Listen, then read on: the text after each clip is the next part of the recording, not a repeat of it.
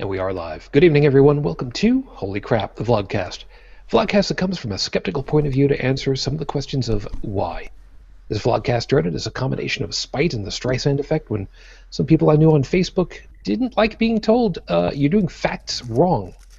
Funny enough, I just got unfriended earlier yesterday for exactly that reason. Oh well. Part of this is also to follow through with the old adage that sometimes the journey is more important than the destination.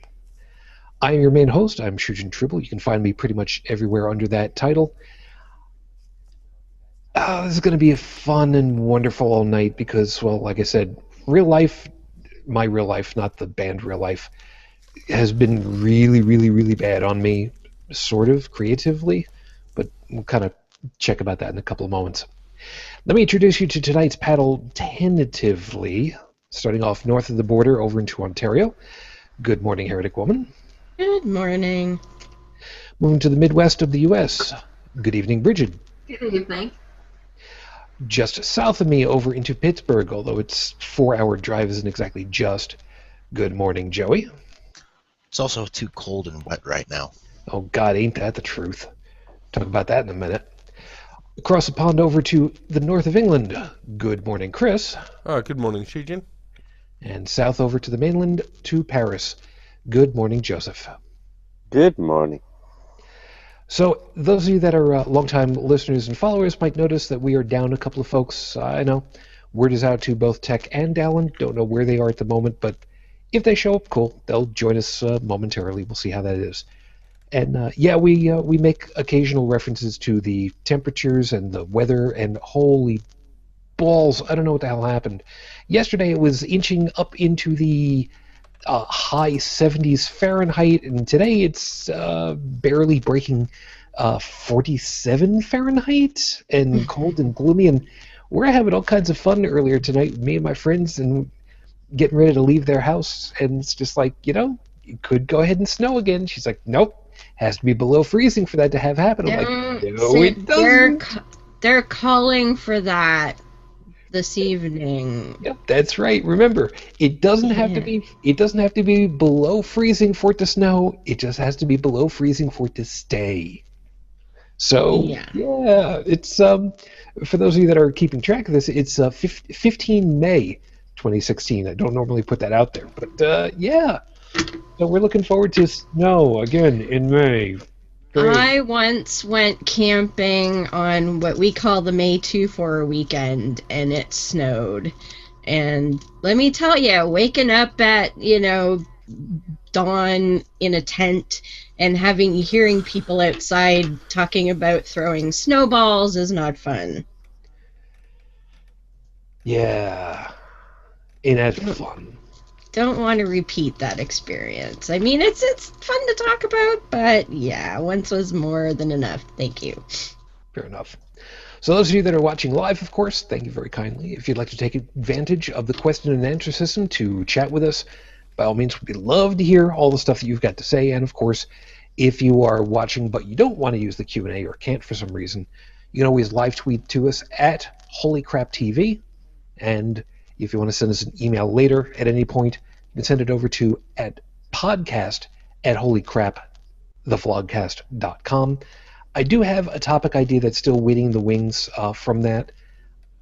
I'll explain why I haven't quite gotten to that one just yet, and why tonight's basically just a Hail Mary pass on my part, because I couldn't come up with anything. I'll explain why in a couple of moments. But first, let me get everything started over here with 5 minutes on the clock, with apologies to Noah, Heath, and Lucinda from The Scathing Atheist. Yes, I'm going to keep name-dropping because I can. Your 5-minute freestyle starts right now. I titled this one, I Don't Care. And believe it or not, it's not what you were thinking. It never is. I was actually making a reference back to a movie from the mid-'70s, The Cannonball Run. Now, if you haven't yet seen this, go ahead, don't get it on Blu-ray. It's not worth it. Just get it on regular DVD. Get it on VHS. You won't lose anything in the translation.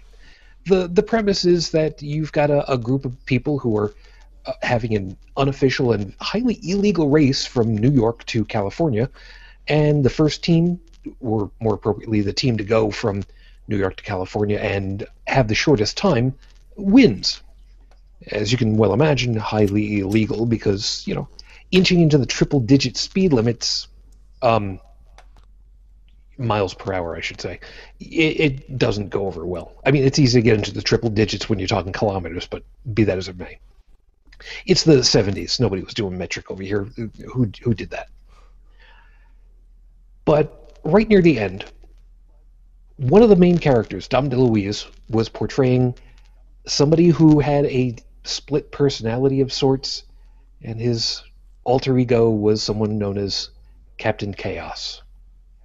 And right at the end of it all, instead of clocking in and getting the win possibly, he decided that it was more important for Captain Chaos to dive into the water there in California and save someone's little dog that fell in the water than to get the win for the team. So he comes out and he's got all this water. He's got water in his chest pocket, and Burt Reynolds slaps him right there. Water goes everywhere. And Dom DeLuise, Captain Chaos, says, "I don't care." That's what I was thinking of. It's okay to be a superhero in the most mundane of ways. I mean, we don't really think about it, and seeing as how Deadpool just came out on DVD, which you should really go ahead and get, by the way, assuming you're over 18. If you're not over 18, don't go looking at it, unless you're appropriately aged up mentally. There are a handful of times that make a superhero. And you don't have to be a superhero all the time. As we learned from it, you don't wake up in the morning a superhero. You don't brush your teeth as a superhero. You don't eat breakfast like a superhero. There's just a couple of times when you are because you are. You just do that one thing. A couple of times in your lifetime, you do something that somebody else doesn't or didn't for whatever reason. Believe it or not, I don't care is one good way you can be a superhero. We were just talking just before we went on the air that there are some places, some police departments that have said this whole HB1 thing, the PP bill, the bathroom bill to keep transgendered people out to check for who is and who isn't. Some police forces have said they're not going to enforce it because it's a poorly written bill, a poorly written law, and they're not going to interpret it for themselves. And good on them. I don't care. It's basically what it comes down to. That's effectively what they've said. I don't care to try to figure out what it is you're trying to write in this law because it's poorly written. It doesn't make any sense. We can't do anything with it. I don't care for it because legally it makes no sense. You want me to do something about it? I don't care. I'm doing the right thing. I'm following the law. Okay? Makes sense. I may end up going a little overtime. I can't see what time it is at the moment. There was one time when my wife was alive, and we're coming up onto the next week is 11 years since she's passed. We were going to go rock climbing up in Canada, just across the border, with somebody that she used to work with. Worked IT, as a matter of fact, in the company that we worked for at the time. And I'm not going to name any names, not the company, not the person. But he was telling us in the back seat, I'm driving, she's in the passenger seat. And he's saying from the back, we're going to be going up there, and it's going to be a couple of guys we're going to be rock climbing with. Just, okay, cool. Yeah, safe. Okay, cool. And he's over there, and he's kind of hemming and hawing a little bit, and he's like, they're a couple. Okay, whatever. Gay couple. Okay. And he's hemming and hawing a little bit longer, and he's like, and I'm gay too. Now at this moment, we're driving around the backside of, my time is actually up, but I'm going to finish the story. We're driving around the backside of Buffalo proper. If you look on a map, it's the 190 going by the baseball field. I remember this very clearly. And we both looked at each other for a couple of seconds. And, you're not supposed to take your eyes off the road, but there was this pause. We both looked over at each other. And I looked back to drive. And I remember very clearly, I answered for the both of us. I said, And that's what it came down to. I don't care. You're my friend. Unless you're trying to be romantic with me, I don't care. I'll protect you. I'll help you. I'll answer questions. I will picket for you. I will go out there and I will yell at people that deserve to be yelled at for picking on you because you are who you are. But I don't care. You're my friend. You're human. Doesn't that give you a certain amount of dignity? And really, doesn't that just make you, in somebody's eyes, just for a couple of seconds, superhuman? A hero? Because you said, I don't care. This is episode 115 on the docket, Your Honor. Potpourri for 500, please, Alex. This is the first week of my not having a job for the first time in 8 years. Yeah, it's about 8 years. It's about that. The company that I was working for, and again, not naming names at this point. I may in the near future. You know what? At this point, it doesn't really much matter. The company is gone. I will talk bad about the management later. Butterwood Desserts here in Buffalo. Unfortunately, it's gone. It's sad, really. As much as I didn't necessarily feel I was doing stuff that I could have done, it was a job of convenience, and I kind of felt like I owed them a little bit for them treating my wife nice when she was pregnant. There's a story involved with that, but that's another day. But yeah, unfortunately, just didn't work out. Management took it and didn't manage it well enough money-wise, and well, such is. So some people have said, okay, what are you doing about the unemployment? I basically said, you know what? I looked over the information, and I need this for information for unemployment. Okay. Well, what if I'm planning on going into business for myself? Well, you need to do a little bit more. And I looked over the information. I said, you know what? I'm not even going to bother. My intention is to do some business work for myself, leathercraft, which is something I always wanted to do anyway. And you know what? Screw it. I'm just going to suck it up and work with what I got. And the office is going to become the leather workshop it was always intended to be. And we'll work from there. So because of all the stuff that's been going on for me, I have not had time enough to really concentrate on this week's show, and I tried to let stuff run in my head as I normally do, and it came down to yesterday, and I'm like, you know what? I need to put out something. Screw it. We'll just do whatever comes to mind, and we'll just do it live. That's all it comes down to. We got a couple of things that we'll end up talking about. I put 2 particular news items into our group chat so that the guys know that I've got them in the wings. But that's, we'll end up talking about whatever comes to mind. I don't want it to be completely U.S.-centric as always, but there's stuff that ends up coming up that way. So, Dom, good evening. See you over there. Katie, good to see you over there, of course, over there in the Q&A. So I hope that you guys are having yourselves a good night. Otherwise, we have just one other item of normal to touch on. Heretic Woman, other than what I caught you with just a couple of moments ago, what news do we have on Rafe Badawi currently? Nothing specific about him, but as you furnished with a lovely article, it was a German hacker group, I believe you said it was.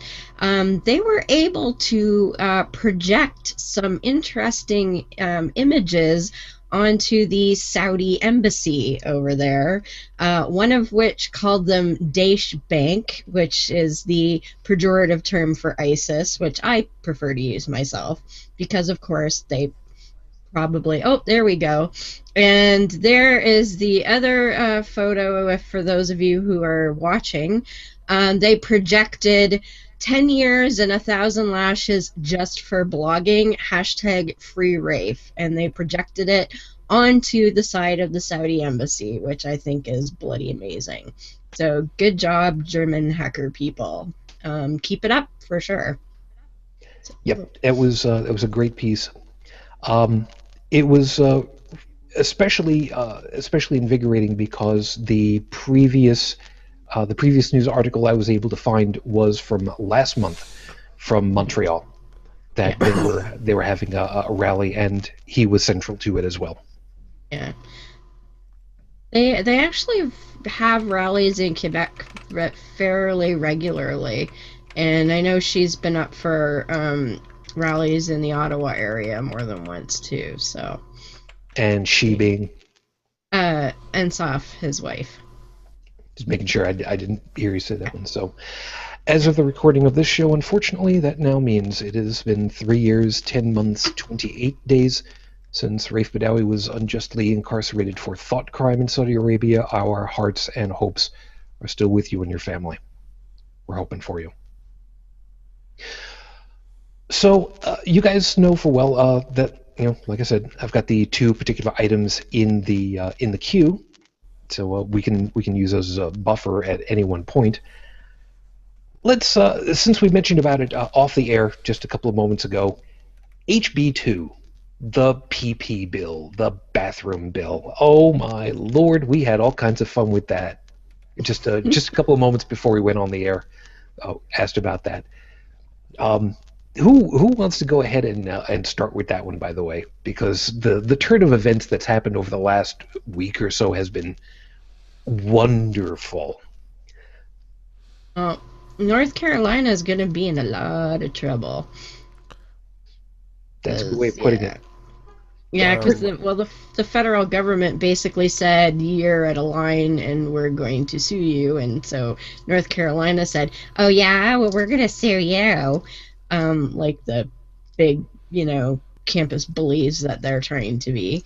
So that's going to be interesting. But if the federal government, my understanding is if they are successful, North Carolina is going to lose a crap ton of federal funding for things like education and infrastructure and such. Yeah, the Attorney General said I watched the announcement on, I think it was Monday. It was saying that they're reserving judgment on withdrawing federal funding, but it's an option. And it's quite interesting that they've also suing the Pat McCrory, the governor, personally. And an interesting development that I saw just before the show went on live is that because the bill's, Shujin mentioned, is badly written and doesn't give any enforcement criteria, several police forces in North Carolina said they'll respond to calls, but they're not going to be taking any enforcement action against anyone over it. Yeah, there were a bunch of things about it that were really spectacular, but there's a piece that I want to read from the Justice Department's basically press release, because I played it, I read it for my daughter, and I also played her the audio of it being read out, and it was fairly epic. It was. I want to read for you the second to last paragraph, and it states as follows. Let me credit this properly. This was Attorney General Loretta E. Lynch, who spoke this out in Washington, D.C., Monday, 9 May of this year, just a few days ago. The second to last paragraph reads as follows. I quote, "Let me also speak directly to the transgender community itself. Some of you have lived freely for decades, others of you still wondering how you can possibly live the lives you were born to lead. But no matter how isolated or scared you may feel today, the Department of Justice and the entire Obama administration wants you to know that we see you, we stand with you, and we will do everything we can to protect you going forward. Please know that history is on your side. This country was founded on a promise of equal rights for all, and we have always managed to move closer to that promise, little by little, one day at a time. It may not be easy, but we'll get there together. I don't know how much clearer it could be, and truth be told, as presumptuous as it might sound, I truly believe that Dr. King himself would have absolutely raised his hand in support and salute of that particular sentence, that particular paragraph. Yeah. It's one of those that to me truly feels like one of those lines that he himself would have delivered. And my daughter just teared up listening to that, and it was gorgeous. It was beautiful. And I, as an American, I try not to be super nationalistic or nothing, but wow, that was really nice. That was a really nice line right there. Yeah. It was it was it was quite a touching and beautiful ending to the rest of her speech, a lot of which was a fairly heavy smackdown on North Carolina and the governor. She made no bones about directly referencing Jim Crow laws in the announcement, which I thought was a nice direct way of putting it. Yeah, I mean, little by little, it's nice to know it's inching that way. Sometimes the slippery slope works in your favor, and quite correctly so. Oh, wait, the slippery slope is actually slipping more towards legality? Oh, I'm all for that. Thanks. More for following the law. Good on you. That being the case, Bridget, now that we've seen that the Justice Department has gone ahead and said the bathroom law bad, and they have preemptively attacked at this one, does that give you and your folks out your way a little bit more? Maybe they will look over this way and take advantage of this opportunity and get things straightened out a little bit more over here.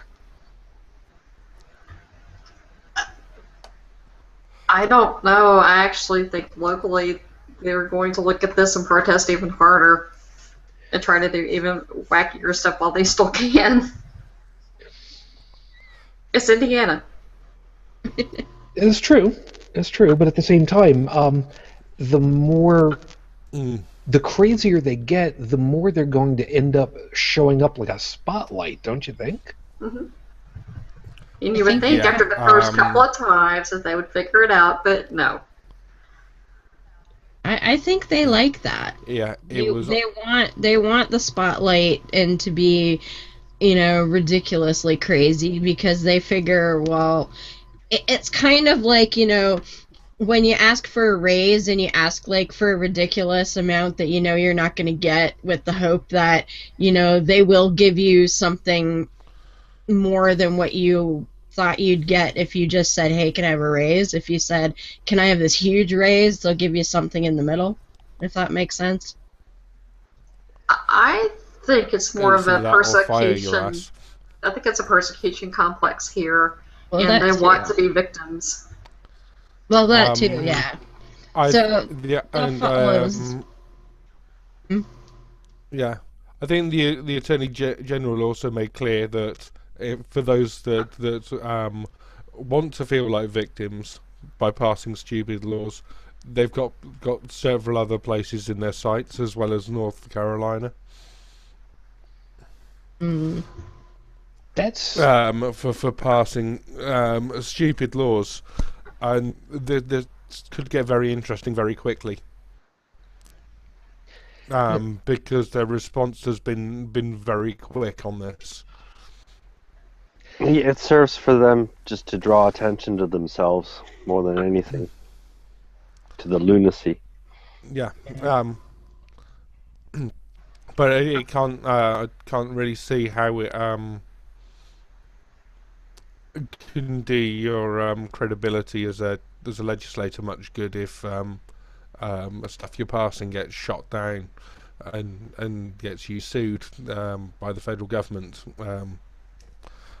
particularly on this kind of time scale of a few weeks. And it's inapplicable. I mean, they can't have. They haven't even.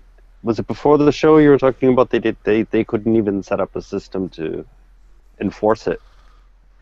Yeah. Yeah, the police said the law doesn't give enough information on enforcement for them to do anything with it. So they're not going to.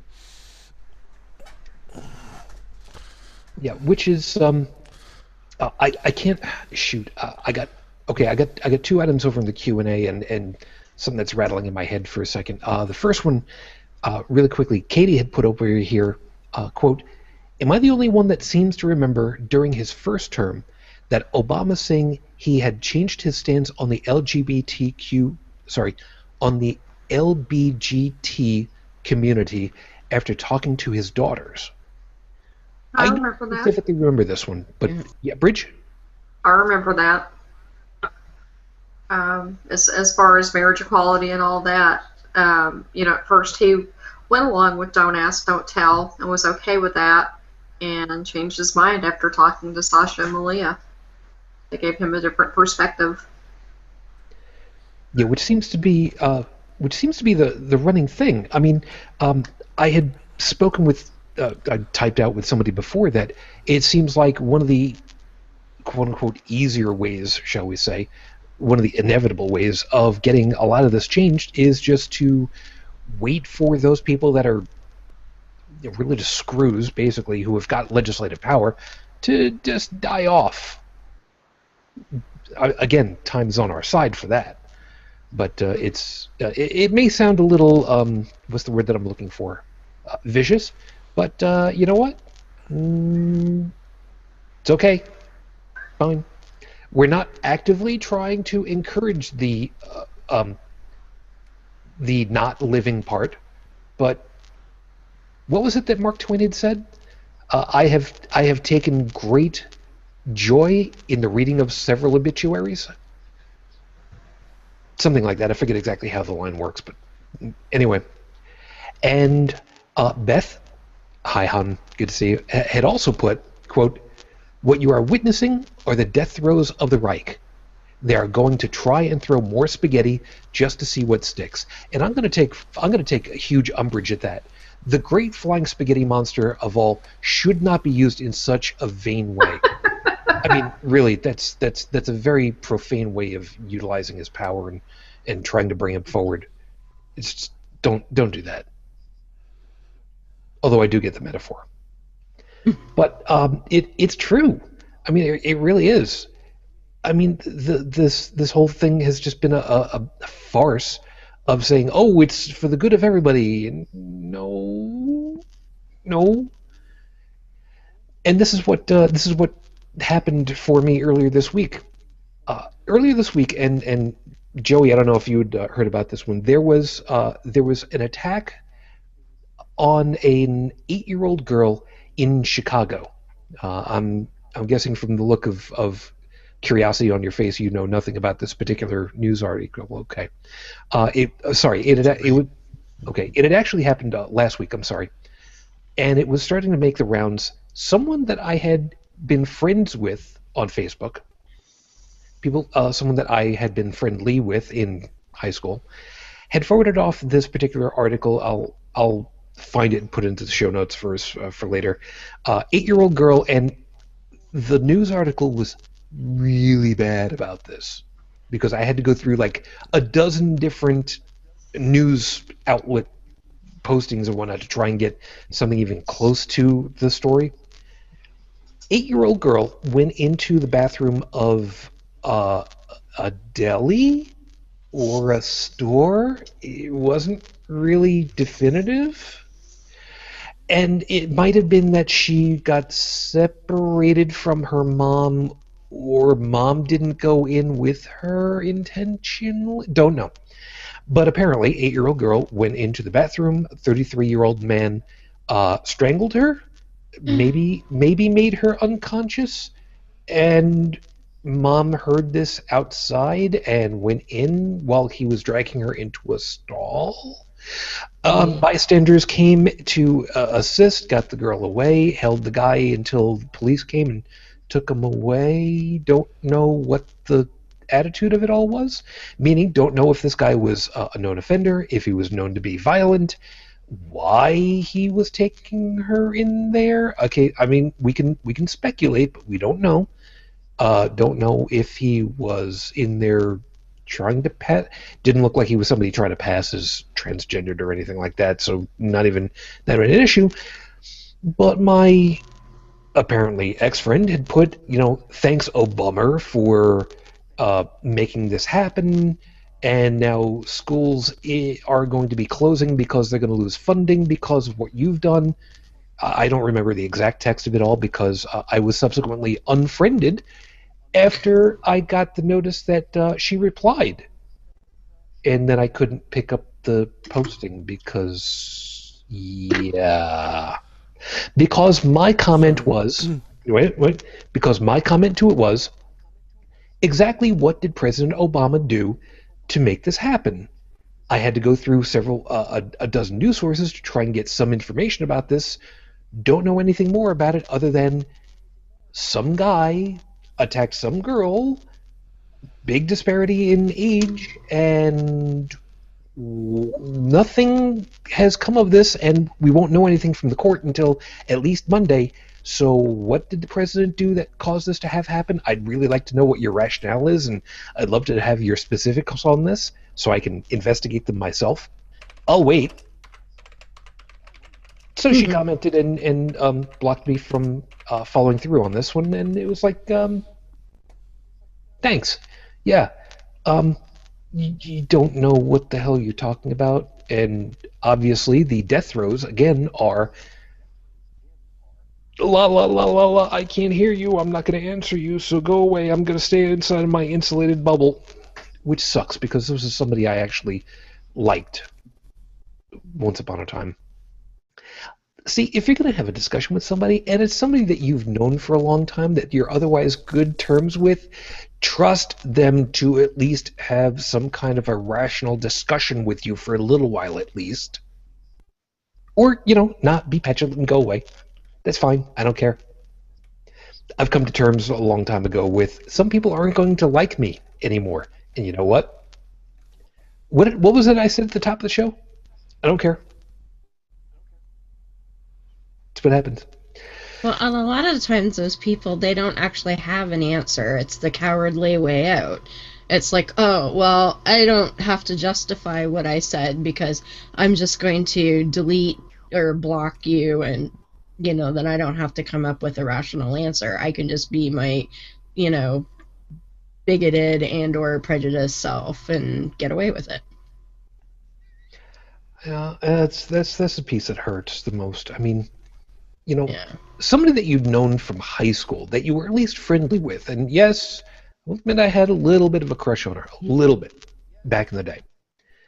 But, somebody that you're otherwise been on a long-term friendly relationship with, and you don't want to even bother giving them the courtesy of being able to see what you wrote before you unfriend them, that's real douchey. Cowardly. That's cowardly. Yeah. Yeah, it's like, okay, fine. Yeah, all right, I've gone ahead and I've said my piece about it, but I'm not ever going to let you see it so you can't respond to it at all. What? Yeah. What the hell? Oh, Chris, you found it. Yeah, yeah, certainly. While you're doing that, this is a picture from apparently the Chicago Sun-Times for anyone that's watching, and this individual from the picture here appears in no way to be presenting as transgender. Yeah, exactly.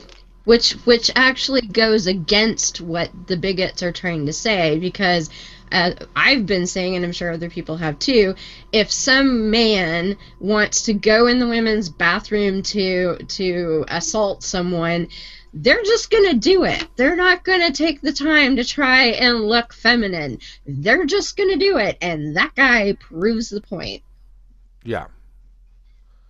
Yeah, and there's another one. There's the stories, as Shujin said, even at this point, from what I've been able to see briefly, so the stories are fairly brief. in what Yeah. the details they give. So And I wouldn't be surprised if there are people in the media that are just giving the bare minimum because they realize that it proves the whole slippery slope thing is bullshit.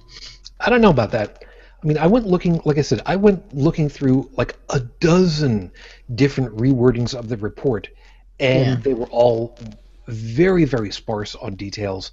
A couple of pieces that were didn't jibe with each other as I, reading it off, I kind of gave you over there. But Yes. until the court appearance on the 16th, there's no way of really knowing what the hell is going on. So Well, and as Beth said, the statistics of that happening is a big old fat zero. It has never happened. And I've had anti-trans bigots in groups give me all kinds of articles where either the headline is skewed improperly or it's just they're extrapolating more than, like, a guy.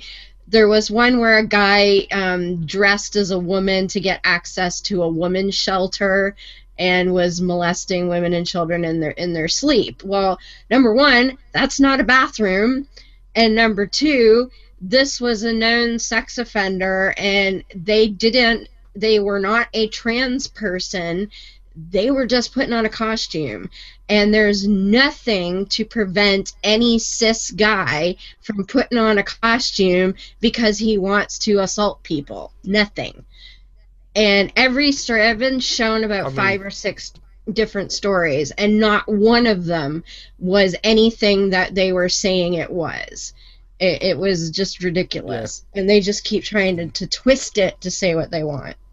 Yeah, I agree with you entirely. I mean, Bruce Wayne puts on a costume whenever he wants to assault people. Exactly. Luckily, he assaults people that are nasty in the first place, generally, but still. I mean, if that's what they're worried about, having this law isn't going to change a damn thing, because if you've got a sex offender who's really wanting to do this, number one, they're going to pick a bathroom that doesn't have people checking birth certificates and crap. They're just going to put on a dress and a wig, cross their fingers, and go in. And it's not even remotely what people are harping about. That's what it boils down to, is the whole safety issue is just a big old red herring so that they can foist their bigotry.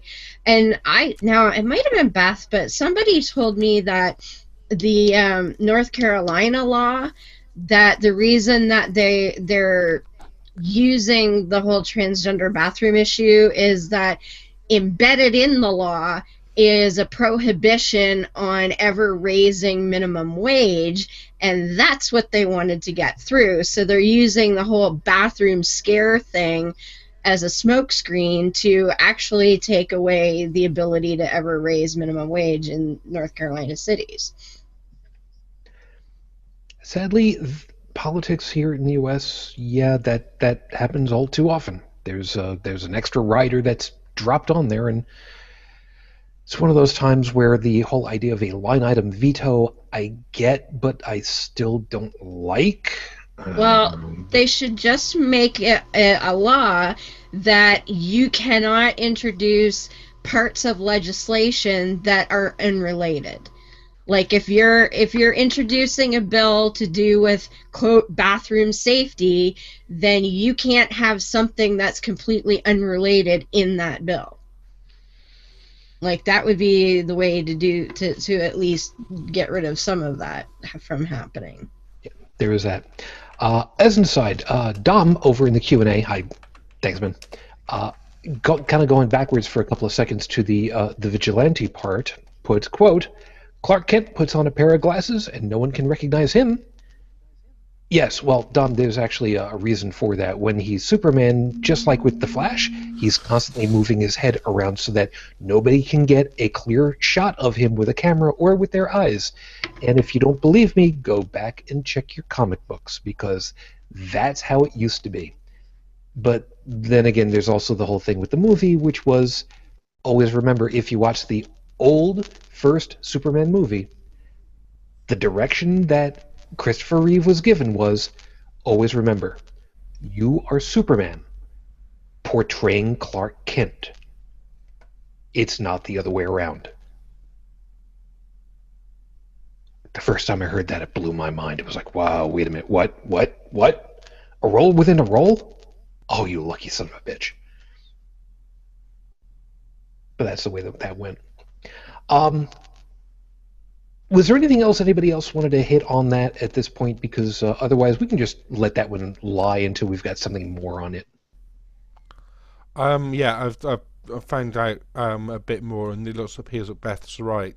That there's part of it, the HB2 law, which prohibits local governments from affecting employment conditions in private companies. I'm just checking the exact provision. Yeah, while you're looking that over, just so that everybody knows. Yeah. It's removing any power of the state to regulate an employer pertaining to compensation of employees, such as wage levels, hours of labour, payment of earned wages, benefits, leave, well-being of minors in the workforce. So this actually also says it's a child labour law as well. Great. Oh, lovely. Yeah. Yeah. So you can work children 24 hours a day and then not pay them. There's no depths to which these bastards won't sink, you know. If it's for the almighty dollar and Jeebus, anything goes. So it would seem at times, but yeah, we'll see about that. Beth has also added a couple of links into the Q&A. I will check those out a little bit later. Unfortunately, I can't load them up for myself and review them mid-show. But if it's something that is worthwhile to the to the show itself, I'll make sure that those links are in the show notes. Which goes for, I'm just saying that because I would do that for anybody and everybody. So review this stuff a little bit later and see what it is that we got. One of the other links that I put into the into our group chat, so that the guys know that we've got it over here, was one of those feel-good items from NASA. And for those of you that did not hear about this one was a little bit earlier this month, on the 5th, as a matter of fact. Dozens of patents that NASA had have now been released to the public as public domain. And that's awesome. That was absolutely amazing. Some of the items that were on this list, and I love these. Item number 1, technology is designed to mitigate the dangerous gases created as humans live and work in space. Obviously, it is the flatulence meter and recovery system. Whatever. Inventions related to rocket nozzle, injection system, and propellants to help launch next-generation commercial spacecraft. Cool. Methods for controlling airflow around vehicles in hypersonic flight. Holy balls!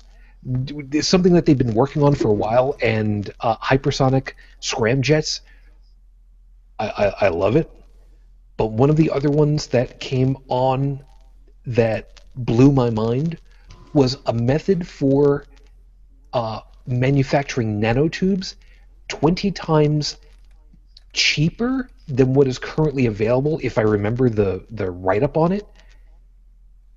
I, again, don't know exactly what the carbon nanotubes are going to be able to do, but the idea that they can make them far cheaper, and knowing that they've been used for things like cancer treatment, delivering cancer drugs to specific locations, that's pretty cool stuff.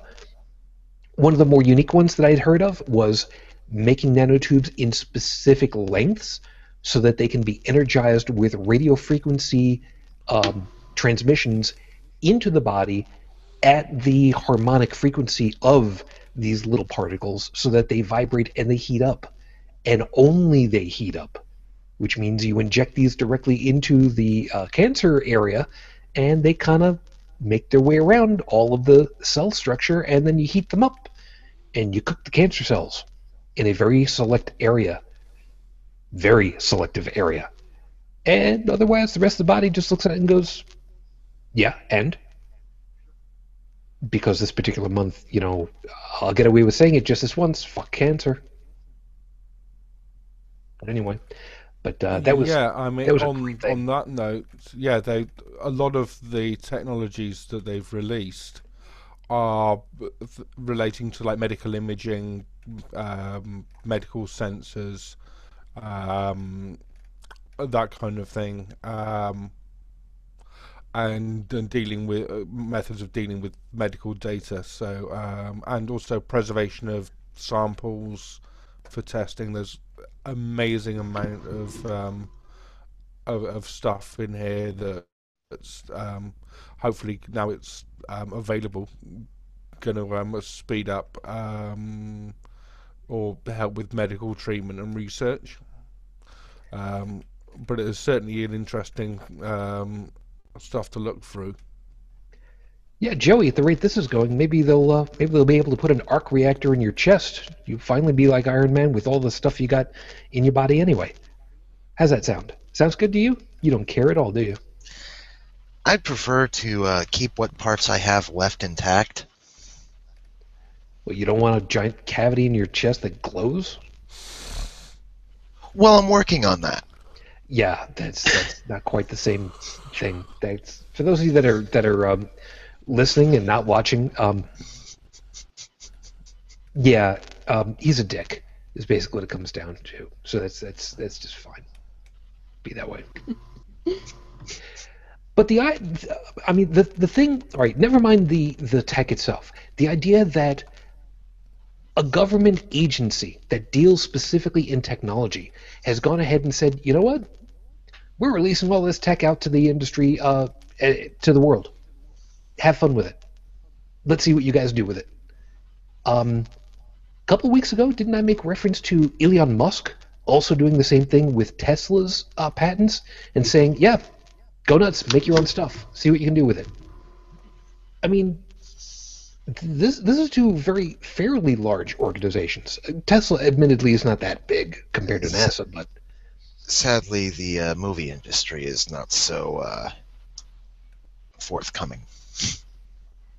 With kind of a side note, but I came across something earlier this week. I'm not somebody to condone piracy, but I've constantly run into a problem with scientific paper paywalls where, you know something about this? Yeah, this is something that's moving over the last few years, has been moving forward throughout the world, particularly with government-funded research. So in the UK, I thought anything government-funded research will be available within 12 months, free of charge. And I know the US did a bill a couple of years ago on that similar effect. If you can hold a moment, I'll just go and grab the article. Okay. Well, what I found earlier this week, I'm not somebody to condone piracy, but there's a Russian researcher, and she started a project to unlock, quote unquote, all of every paper possible behind a scientific behind a paywall, and make it available to the public. So if you've got the paper number, you can go to the website, and they'll serve it up to you. That sounds like something that just makes sense to me. I mean, if it's government-funded research, that would sound to me like something that should be available to anyone. I mean, the citizenry itself, for nothing else. If it's government-funded, I'm not so sure there's a difference there. That's not where my issue is. My issue is with these paywalls. Who's profiting from it? And I'm wondering why they're there in the first place. Because the researchers and the organization that does the research, they actually have to pay to have their papers put there to be reviewed. And then So people have to it- pay in order to view them afterwards. I see what you're saying. Yeah. And So and it they get depends on no what money the from this at all. There's no return. I mean, everything's going to the publisher. Yeah, so there's several different ways of it, that it works. In from my understanding of what I've heard, is that some journals will charge for publication, in which those are often ones that then make the content free. Other times it's the subscription or access to the journals is really expensive. If I can add a On bit of there, it context, runs into thousands of dollars a year. yeah, why is that? Um, Because if you are publishing a scientific And paper, that's- you want it. Can I continue? If you're publishing a scientific paper, you want it to be reviewed. So you want it to get the most attention as possible. So there's two. Oh, I won't give their names, but there's two major sources that basically, not sources, publishing places or whatever. They have the monopoly on the market. So everybody, if they want their paper reviewed, they're going to go there. So they're playing on that as well, and that's why it's so expensive. On there, but a lot of it is because limited circulation document, like magazine. So a specific scientific journals, something dealing with like cell biology, something is not going to be reaching millions of readers, and so that means the individual cost goes up on there, and yeah, a lot of the are accessed through institutional licenses like university subscriptions or company subscriptions rather than individual ones, and scientists will pick the relevant journal that's got the best impact factor and standing and whatever that they can get their paper published in. But yeah, for anyone from like a skeptical angle or a lay angle wanting to check details on a paper to follow up on a news story or whatever, individual article prices are really annoying. Can go around $30 usually. Yeah. And if you needed to check 2 or 3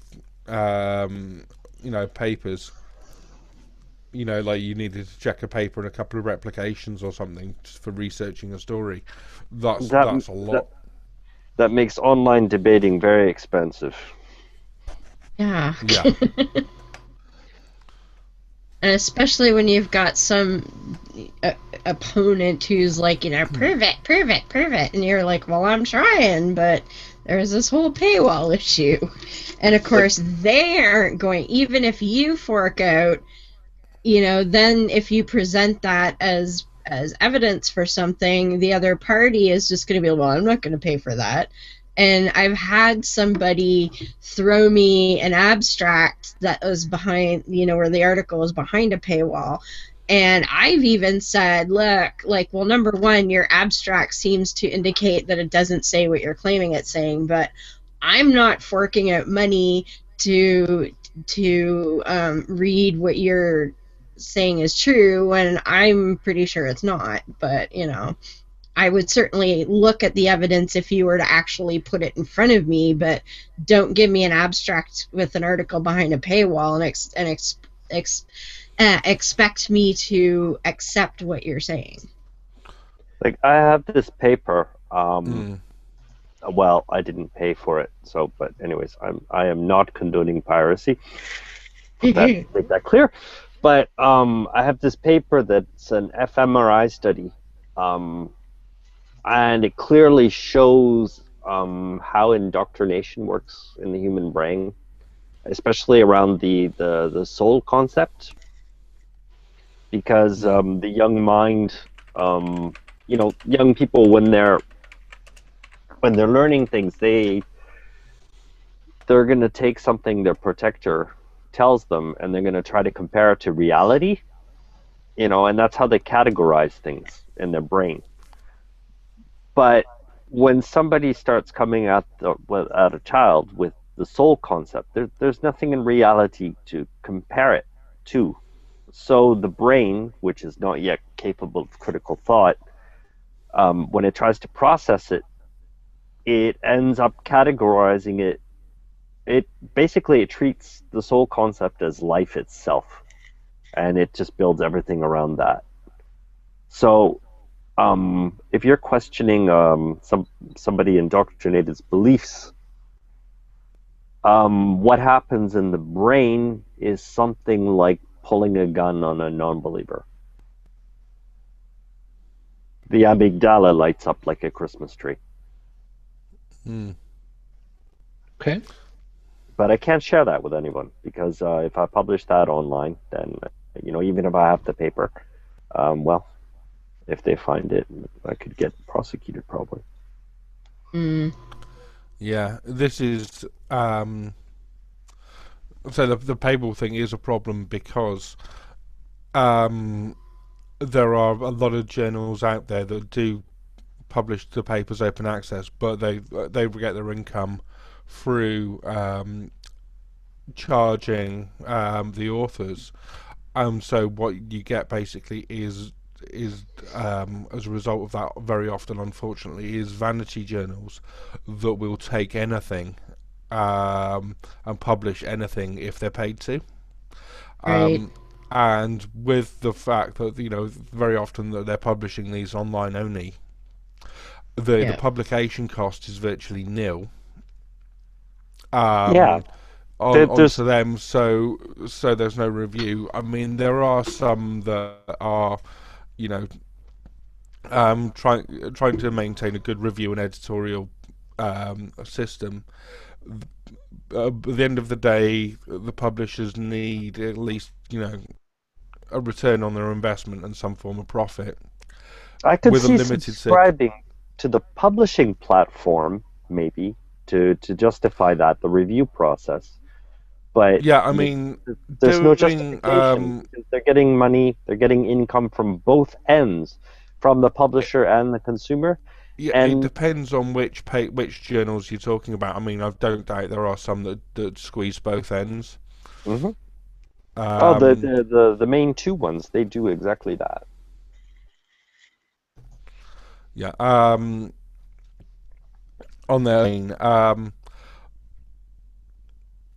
their you'd like to say advertising revenue is also with if you're limited circulation journal, then that's you're probably not going to be able to rake in big bucks from advertising, so you've got to get the money from somewhere. The paywalls on individual papers are, yeah, I agree, absolutely ridiculous on there, and so I don't, maybe like a 3-month subscription plan or something, or a year subscription plan, or or something along those sort of a reasonable price would make sense. I mean, there's times when I would have been, many times when I've been happy to pay a small amount to access a paper I wanted to reference for something, but there's no way I'd be looking at paying sort of £30 to access an individual article, or several £100s for like a 3-month or 6-month subscription. Yeah, there's something I want to grab over from the Q&A. It's a little past at the moment, but I wanted to drop it over in here. Trip and Fool had mentioned, and by the way, hi man, had mentioned again. This is kind of dropping back a little bit. By the way, quote: just like books in libraries that are getting scanned should be free to everyone as well.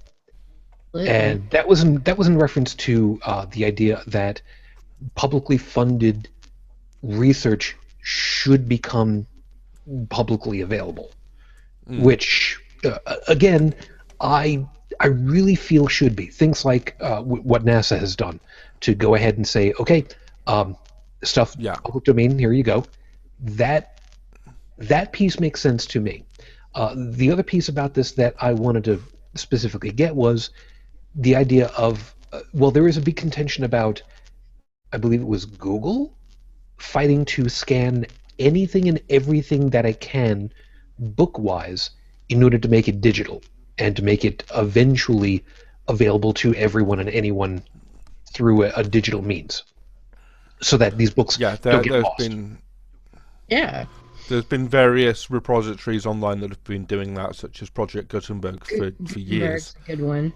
But if you do something like that, then the chances of another Library of Alexandria happening are extremely mitigated, and we're much less likely to lose our collective knowledge in some sort of catastrophic event if we have it stored all over the planet in various formats.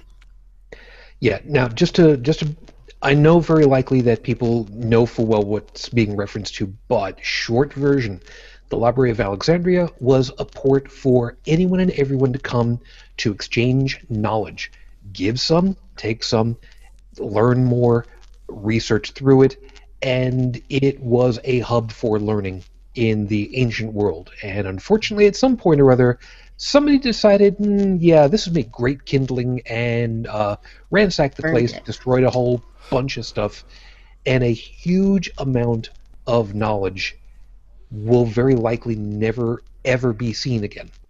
It happened actually 4 times over history. Okay, that's a piece I did not know. The downside is, never mind the number of times, but that it happened, and it effectively wiped out a central repository for the accumulated knowledge. Now, granted, the stuff was disseminated back and forth all over the place, but who only knows how much information had been lost at the time and subsequently been rediscovered, I guess, probably, or rebuilt. Well, and the other thing that a digital repository would help prevent is if somebody comes along and decides that certain pieces of knowledge are, against their religion or against what they think is right, and, it'll keep things like... against the wishes of the Canadian government. Yes, exactly. Or, it'll keep things like book burnings and whatnot from having any impact in the future. It's like, well, books are nice, but if you're going to be an idiot like that, well, I got this here digital copy over here, so screw you. And let's not go pointing fingers, Chris. It wasn't too very long ago, World War II or so, that the British government was saying that somebody who was a great mathematician was not exactly the greatest of persons with the government. Somebody that worked on really high-level computers at the time, I think, might be the thing. There might have been a movie about that not too recently. So yeah, there was on there. What I was it the Harper administration in Canada that was basically having KGB style goons following scientists around and not letting them talk to anyone. Yes, they weren't allowed to talk to the press, and if they had to go to any sort of international event, they had a minder with them who was supposed to keep them from saying anything unapproved. Yeah, and Joey, not too very long... for contacting the press was so deliberately bureaucratic that it meant that within a reporting time frame, it just wasn't possible to get anything direct from scientists. Yes. Luckily, that situation's now been largely remedied. Yes. Yes, it has. And Joey, you might remember, I'm pretty sure we covered it on one of the Friday night shows, that it wasn't too very long ago that the American government, various factions of it, were saying, no, we're not going to use the term climate change or global. What was it? Global warming. They weren't allowed to use for whatever reason. Differences in climate or some other euphemism for bullshit terms. I believe the issue with the term global warming is what spawned the more common use of climate change. Yes. Yeah, there is good reason to use climate change rather than global warming, because it takes into account that what you're actually going to see, rather than overall warming everywhere, is more and more extreme weather events, and different places are going to be affected differently. Yeah, true enough, but at the time it was much more a we don't want to scare people, so we're not going to use that term, as opposed to it's much more accurate to say it that way. I mean, there's always going to be some kind of euphemisms. Bridget, you would understand this one. Medically speaking, there is a euphemism that someone that I know in emergency medical services, I'm not going to name names, but it's somebody that I've known for quite a number of years. There is a black comedy term for when someone says the patient is stable. They're transporting somebody in a high tense siren and lights ambulance system, and they contact back over to wherever they're taking them to let them know that the patient is now stable. You know what that euphemism loosely translates to? They're dead. That's exactly right. See, euphemisms are fun in the medical industry, aren't they? Oh, fun. You're an ex-person. You're deceased. They're pushing up the daisies. This is an ex-soldier. Oh, sorry, Joey. Ex-patient. Ex-patient. See, I can get away with teasing him just a little bit, because one of these days he's gonna hold up that piece of paper that says void on it. One of these days, just to give me a paper cut right across the forehead. I know We're it's just merely pining for the thorns. Yeah, if I knew where my DD-214 was, probably would, but... Now, wait a minute, remind me, is there an actual form that has to be filled out that says, oh, by the way, this form that says he's dead is no longer... Oh, that! Oh. Or did they just put a stamp on it that says void? No. I don't know where it is. It's in a box, either up there or in the storage shed. But now I'll find it and show it to you sometime.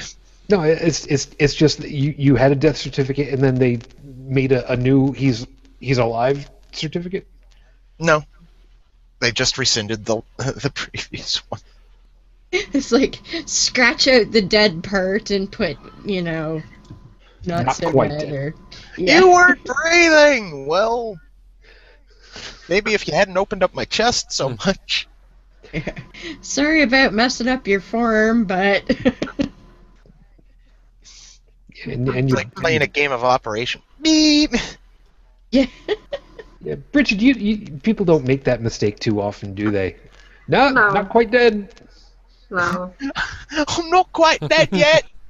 I'm No. feeling better. But what's really terrible is, as far as nurses go, they try, if someone is going to die, they're like, please don't die on my shift. Wait until my shift is over. Because there's so much paperwork.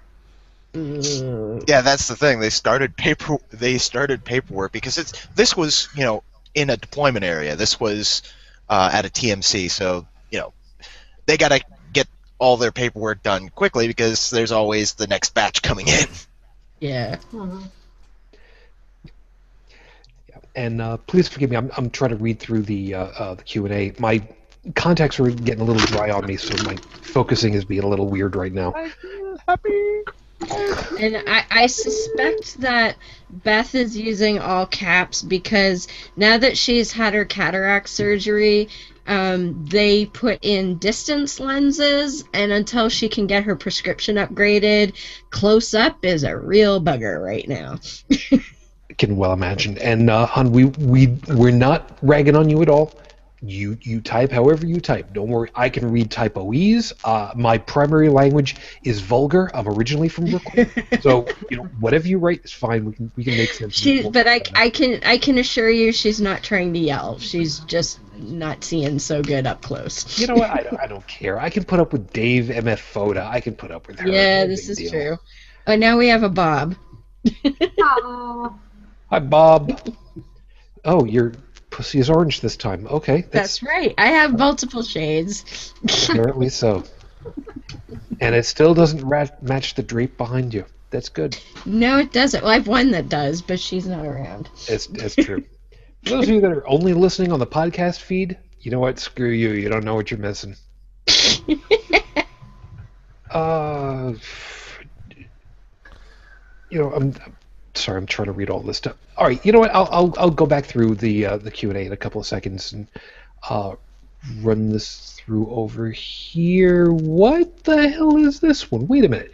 Not to be outdone by the food babes, FOIA of Kevin Folta from Freedom of Information Act. Freedom Information. Oh, okay. That one by Beth.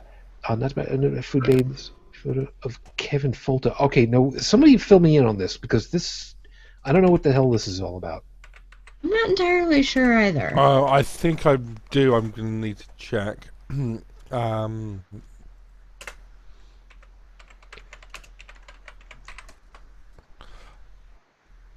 Live shows, people. This is I what reckon it's all about. Live Googling, yes. Exciting. I recognise his name. I'm just.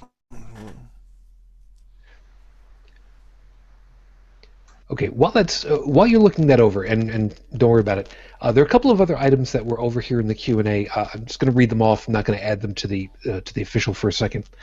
Trip and Fool had put, quote, I still think Library of Alexandria was the Ark of the Covenant or Noah's Ark. Better to save 2 of every book instead of 2 of every animal.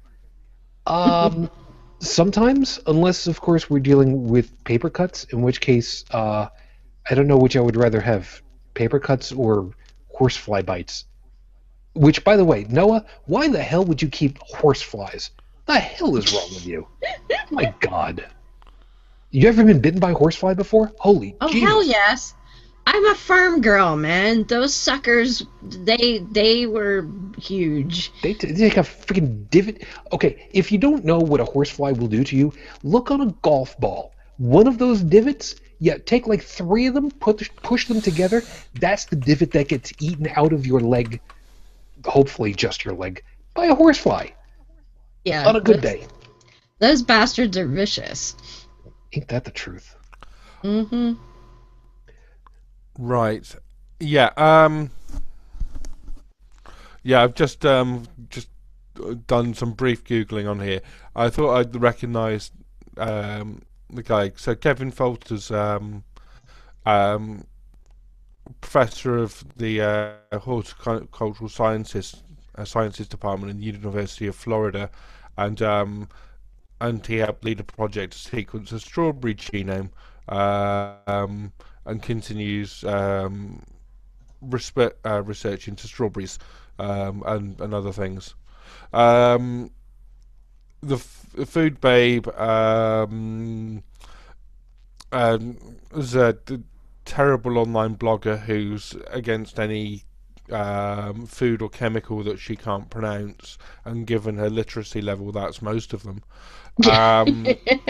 On there has basically made the news for submitting a Freedom of Information Act request to go through any emails of Dr. Folter's,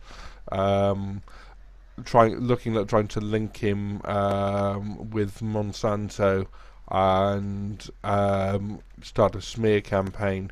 Apparently, he asked a question she didn't want to answer at a conference or something. But it's is the extent of my instant googling. There may well be more to the story that I'm missing yet, but it looks like it's interesting, particularly following the climate gate things, where emails from University of East Anglia scientists here in the UK were obtained through the Freedom of Information Act, and then leaked and made out to be the worst possible thing that they could be by climate change deniers. That's just great. And was mentioned earlier, the food babe has a problem with the term chemicals. Every damn thing is made of chemicals.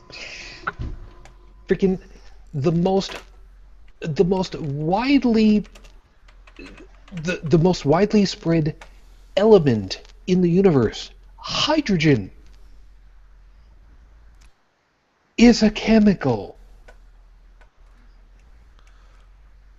You need chemicals. You are chemicals. What does she think the synapses in her damn brain are? Hydrogen is not chemical. Kool-Aid. Yeah, no, but it's every kind of woo fad diet, paranoid rant against the farming, food industries, and against sort of science on there, and it's massive source of basically malicious misinformation. You know what? You want to talk about misinformation? Here, let's cover this one really quickly, and then we're gonna bury her and just be done with it, because I don't want to spend too long on her, because she's not really worth our time, because she's a fucking moron. I would like to make a... Yes, individually, yes, I agree with you. Unfortunately, there's lots of people that follow her. I know. And similarly misinform people. I would like to make a list of these people, like the exploiting ignorance list of pseudoscience places to avoid. People notorious for... Try backwatch.com. Oh, it exists, probably, yeah. Oh, thanks. Yeah. Plus, there is not an 8.5 by 11 sheet of paper in any dimension that would be big enough to cover all of the people that we would need to watch at that point. Well, the mainstream ones are the ones that get the most, that make the most noise. Or the most... Yeah, there is that. Anyway, all right. So really quickly, from memory, because I didn't bother looking it up, because otherwise you'd be hearing tappity on my case. Not too very long ago, she went ahead and she complained that she went on an airplane flight only to find out that the cabin was pressurized with roughly 25% oxygen, and she bitched because it wasn't 100%. And why the hell would they not give? Why would they give you less oxygen and only make you tired, so that if you crash, I think this is how it was. If you crash, you'll be more tired, so things won't work. Whatever the hell it was. Completely. Just as well, I hope it was a non-smoking flight. Well, they all are at this point. Pretty sure they all are, but yeah. Here's wait a second, because we've got somebody who knows, because biology, because chemistry, because medicine. Bridget, do you remember roughly how close to 100% oxygen there is in the atmosphere that we normally breathe anyway? Not anywhere close. And why not? Because it's highly explosive. Yes, like what? Yeah, let's pressurize the cabin with 100% oxygen. And watch it go boom. The first time, like, there's any kind of spark in the electrical anywhere in the damn plane, you're left with, you know, a bunch of metal confetti. Yep. And as proof, Your Honor, I submit prosecution's case number 1, Apollo 1. Food Babe, you're a joke. No, actually, you can't be a joke. Jokes are entertaining. Moving on to something that is actually entertaining. Something that will be in the show notes, because this was too freaking funny. The second link that I had put out for everybody from Catholic Online, Catholic.org. I saw something come across my feed on Facebook, and I saw this, and I said, I gotta hold on to this. I can't use this for the Friday night show because it'll piss off people, but this was glorious. The headline for this one is, Here's Why Catholics Shouldn't Debate Atheists. Now, as a recovering Catholic, as a couple of us are, I decided this sounds like something that I should read. Because I thought, okay, let's see how close they get. As somebody who kind of knows a little bit from the Catholic side, I'm going to read you 2 sentences. The first 2 sentences from this article. First one is short. Arguing with atheists is a frustrating exercise. Okay, bully for you. Points. Congratulations. You get an A+ on that one. That's right. Yes, it is. You ready for sentence number 2? Here we go. And here we go. I know what's coming. Sentence number 2. The atheist normally defaults to science and seeks scientific proof for supernatural proposition. No. Because it's the person making the supernatural proposition who has to provide the evidence. But we default to the scientific process, to the scientific method, and for some kind of scientific proof. You want to tell me that you've got a super scientific thing? Show me how you can make that real. Go ahead, show me. I will use the expression that my 9th grade social studies teacher used to do. When the class got a little bit too rambunctious, he would sit back in his desk and he would cross his arms over his chest. He would put his big old size 11 cowboy boots up on the table because he was originally from Texas, and he would just look at us all and go, I'll wait. You know what? It was super effective. Yes, I know, Pokemon's come out. Shut up. Whatever. So, yeah, but Joseph, you're right. You do need to go ahead and back up your claim and show it off. But see, the problem of it is, as you know full well, how do you back up a claim of supernatural? I mean, you can't. That's funny because there's a lot going on there that's wrong. Because if something supernatural can be demonstrated, that means it becomes part of nature, which means it's no longer supernatural. See? He gets it. And I'm sure the rest of us did after hearing that one sentence too. And I'd like to underline the we're talking about science and science like it's some sort of revered. Is that even an English word? Revered, I think, is the term you're looking for. Or venerated. Venerated? Yeah, same thing. Revered. But revered, as if venerated, it's some sort of venerated entity. But basically, all science is just relating what's in your head to reality and demonstrating it, and that's it. Well, it's a reality-based way of thinking. It is, but the people who are against it, which tend to be religionists, theists. They want to give the impression that science is the secularists or the atheist god, right? So No, that's or a why they dictate like theirs. yeah, that too.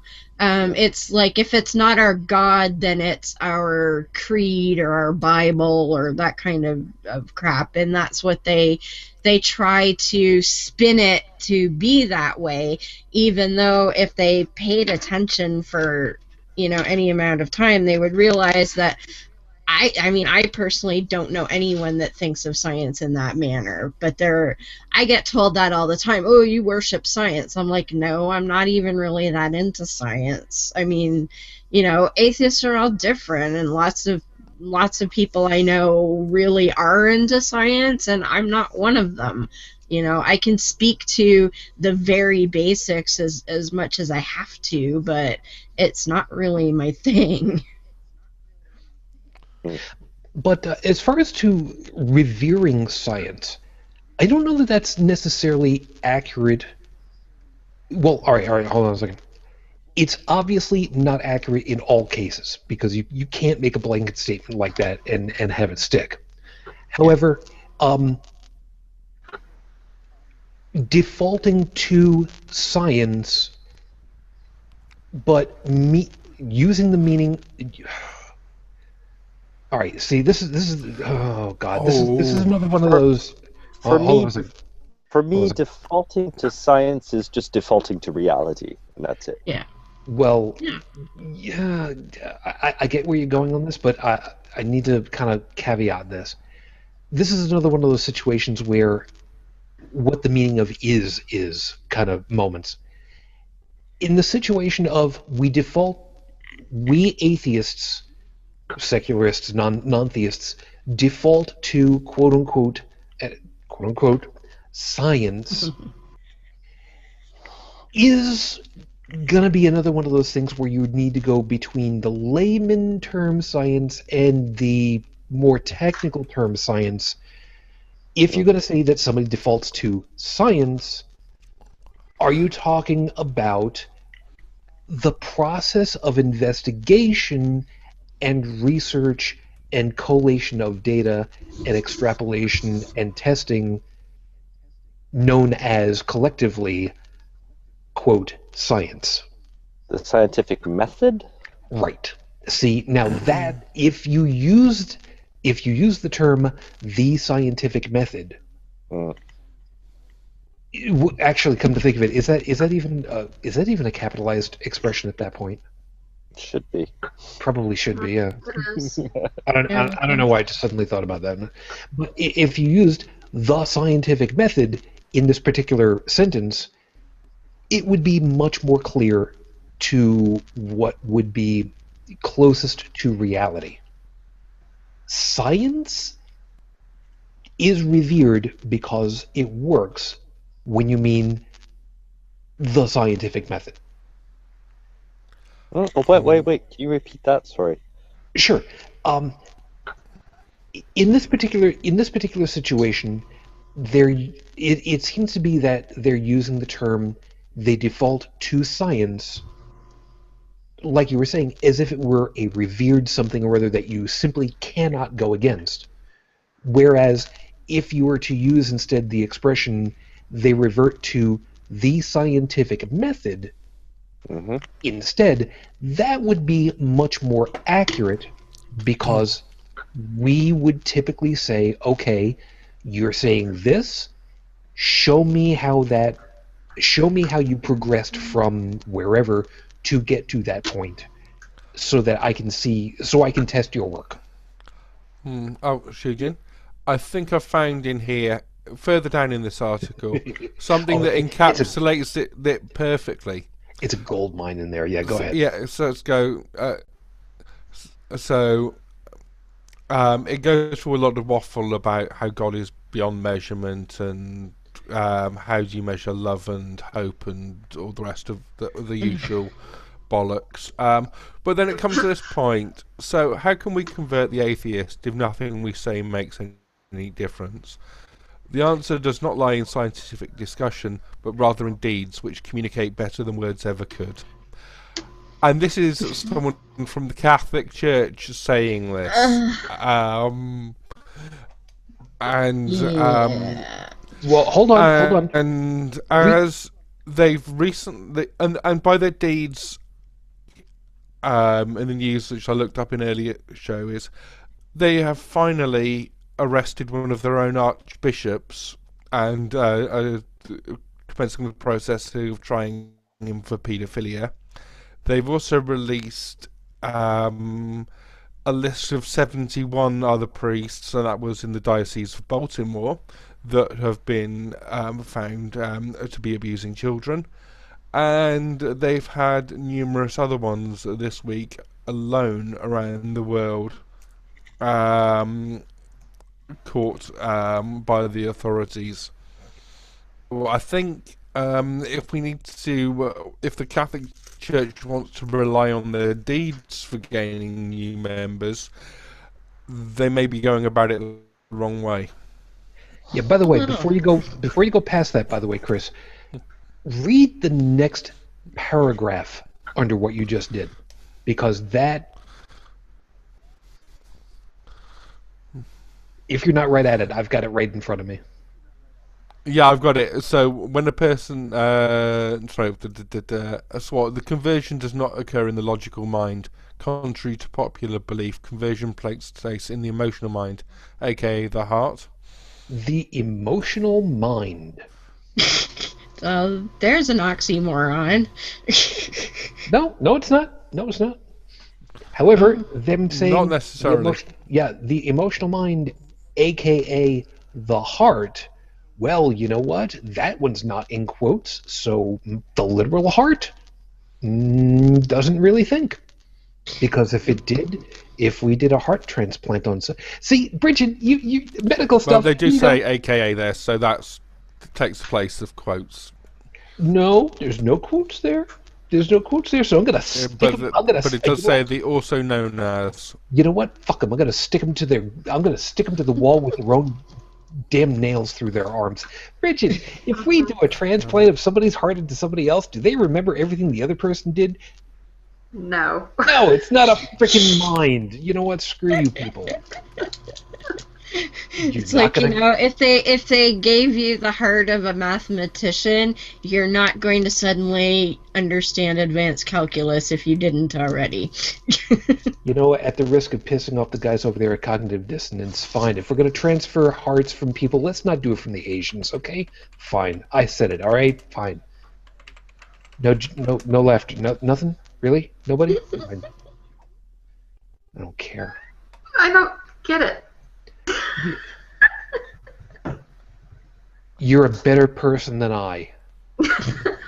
Really. No laughter, just a big whooshing sound. You know what? Nick would have found that funny. Nick, get on the goddamn You know what? Fuck you guys. I'm probably going to get a tweet from him later that said, dude, that was lame. I wouldn't have used that. Anyway. But, yeah. The idea that what was it again? Catholic Online, and yes, I will have this linked in there. Says that it's a you can't go ahead and easily convert the atheist because they use science. Ooh. 2,000 years worth of doctrine can be dismissed with a couple of episodes of Beekman's World. Nice on you guys. Nice. I'll remember that the next time I go ahead and pull out my VHS copy of it. My favorite criticism of the religious towards science is science always changes, and the Bible, etc., never changes. And I'm like, yes, saying that like it's a good thing. I don't think you quite understand. Yeah, a clock face does exactly the same thing. If one doesn't change at all and one keeps changing, which one is more accurate? Mm-hmm. Just a thought. Yeah. Put it this way, you're not going to wear your stopped watch to make sure you make it to an important appointment. Yeah. I don't understand this. Katie put over here, I was told that my dogs are my religion? Duh. I think Dogs? she's saying, well, she's pretty dedicated to her dogs. I think that's what she's meaning. Yeah, but you don't have a religion to dogs. You have a religion to cats. They think of themselves as Yeah. gods. What the frick? You know that better than anybody. Yeah, definitely. Every one of them thinks that they're Lord of the House. Change And, my litter.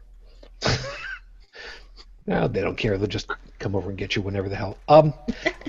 Dom had also put over in here, I guess, wondering. He put, quote, people's opinion on. I don't know if it's Milo or Milo. Milo Yiannopoulos. Oh, good. I'm glad one of us can pronounce that. Who the hell is that? He is, I'm not sure what his actual profession is, but he is an anti-feminist. I think he does YouTube, but he travels around and does speeches, and I believe he's English. I've not actually seen any of his stuff, but I've seen other people critique him quite frequently. But he does. He's also gay, if memory serves. But he's a very vocal anti-feminist. I don't even know what to do with that. Yeah, Well, define. I don't know enough about the guy. Well, from what I understand, and like I said, I've never actually watched his stuff.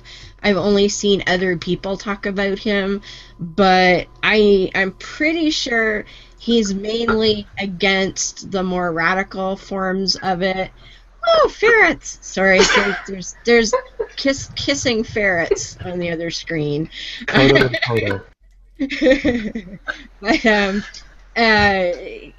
and because of that, he's called a misogynist and, all kinds of awful things. I think he is a little bit on the extreme side from what I can gather, but not actually having seen any of his stuff, I can't be terribly sure, but that's what I know. Oh dear.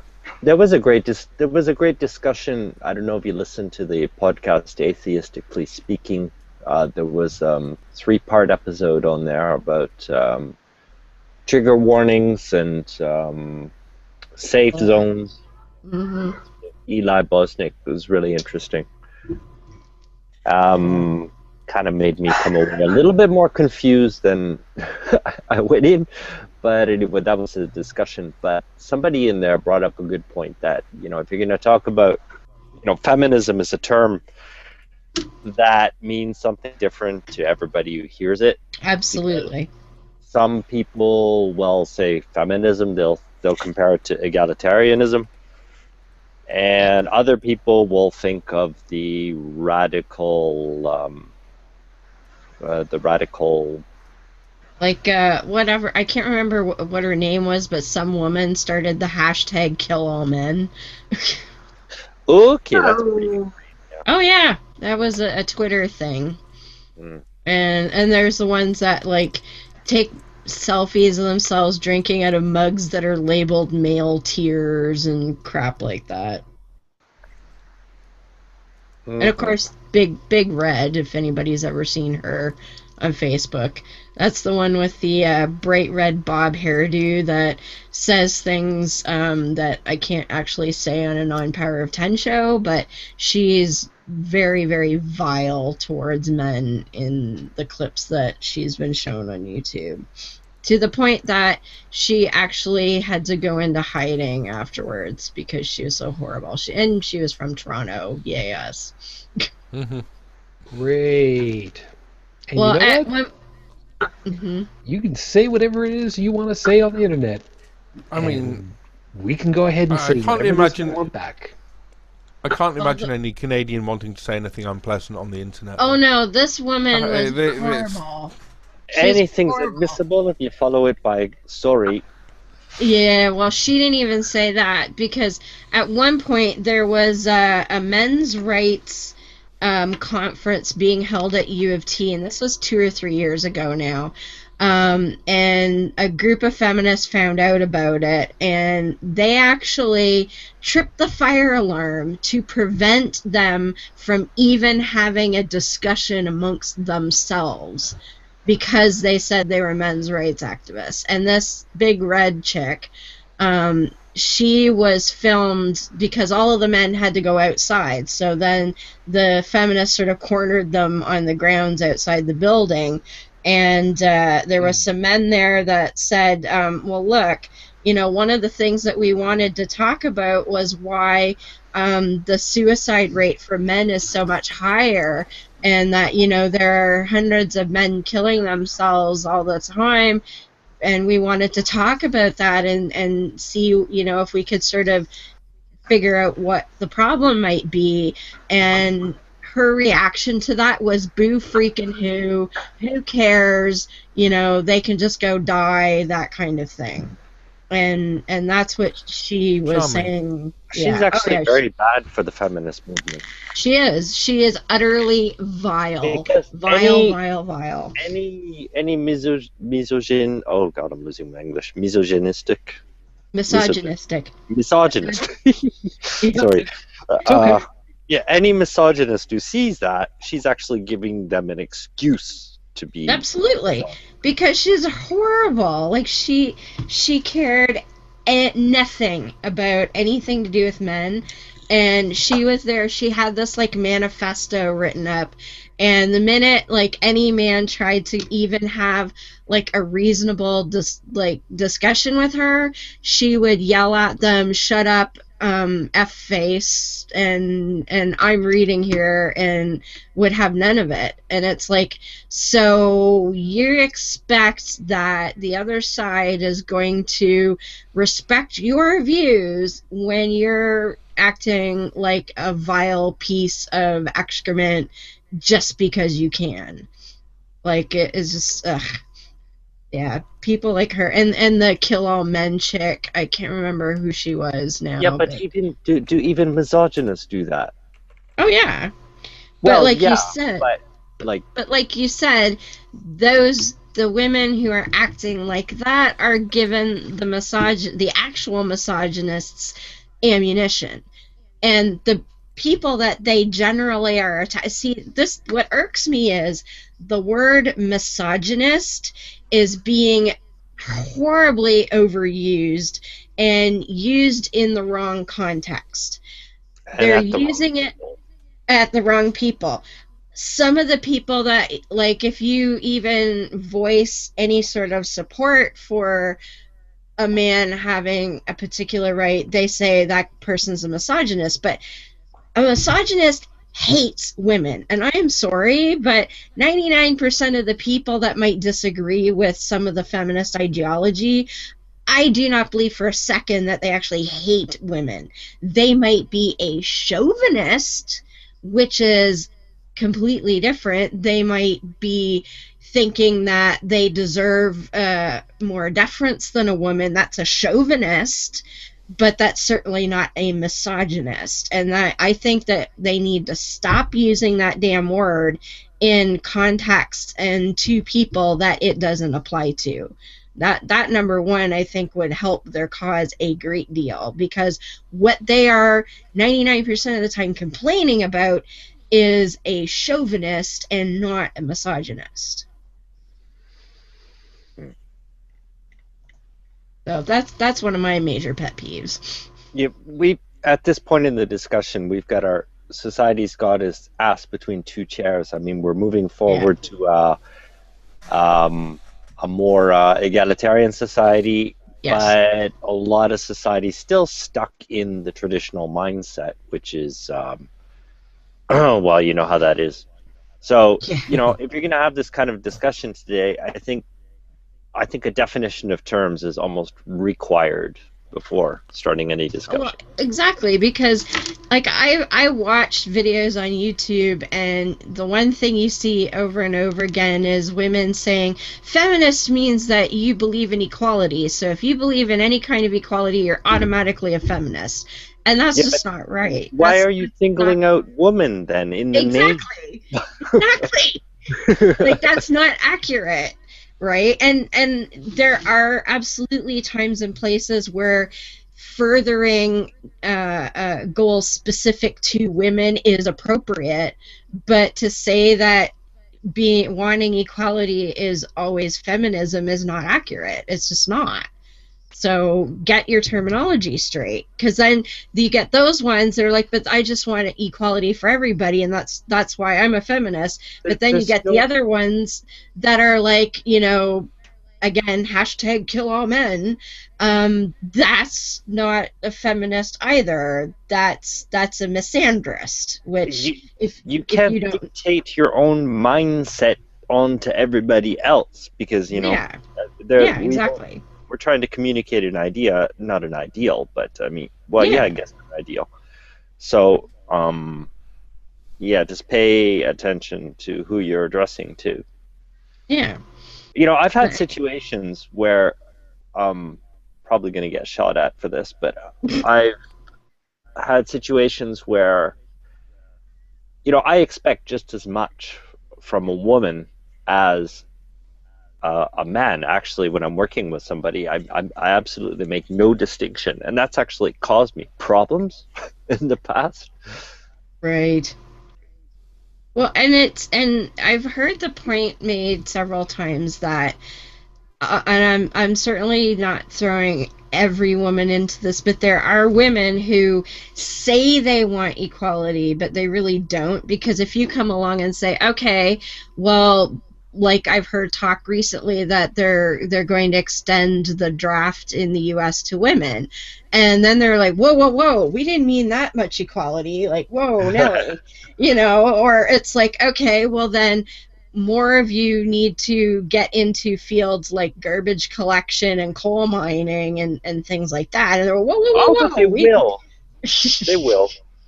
Well, they should. If they really want true equality, then that's the way it needs to be. Or things like, okay, actually, I think FODA posted a story recently, and it was some social media postings from a bunch of women complaining that they now had to share equal custody of their children with their ex-spouse. And they were like, how terrible for a mother to have to give up her child every other weekend. I'm like, I got no sympathy for you whatsoever, lady. A child deserves to have a father, if at all possible. And for you to bitch and moan because you now have to send the child to see his father half of the time is ridiculous. And yet, but, we want equality as long as I don't have to give up anything. I just need more stuff. And that's the mentality that drives me crazy too. It's just that, in the past, the traditional method is that the woman would have privilege for certain things and would have to give up other privileges to the male. It was like almost an exchange role, in a way. Exactly. And we're transforming to one side. But I mean, if you want to hang on to that privilege without giving up the other, I mean, that's not cool. I mean, yeah, and it's the same for both sides, actually. Yeah, I agree. Yep. And as an aside, by the way, Dom, if you didn't see my salute to you, you have a good night, man. Take care of yourself. We're actually getting close in on closing up shop. We're actually a little bit later than I would normally see about having us close up. So,